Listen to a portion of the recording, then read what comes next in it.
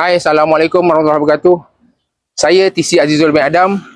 Saya juga adalah bekas pelajar Institut Kameraman Raja Jasin jurusan otomotif pada tahun 2001. Kini saya telah menjalankan perniagaan bengkel kereta atas jenama sendiri, iaitu AZ Twin Sdn Bhd. Okey, alhamdulillah. Inilah perniagaan kami, AZ Twin Sdn Bhd, yang mana kami beroperasi di Sirampai, Kuala Lumpur. Yang mana ini adalah HQ dan kami mempunyai beberapa lagi cawangan, antaranya di Sungai Buloh dan di Bangi. Perniagaan kami menjalankan perniagaan membaiki kenderaan jenama Mercedes, Toyota dan Ford, juga kenderaan hybrid.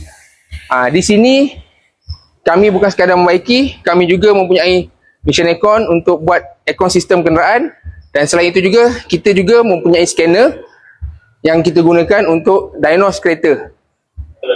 Alhamdulillah, saya ingin mengucapkan ribuan terima kasih banyak-banyak kepada guru-guru di IKM Jasin yang banyak mengajar saya berkaitan dengan ilmu otomotif.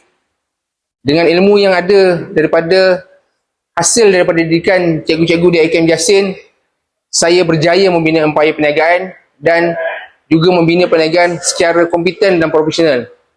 Oleh demikian, pada tahun lepas, saya juga telah dianugerahkan oleh pihak MBOT, Malaysian Board of Technologies, sebagai juruteknik negara. Oleh itu, saya ingin mengucapkan selamat ulang tahun yang ke-60 buat MARA. Terima kasih MARA. Assalamualaikum warahmatullahi wabarakatuh.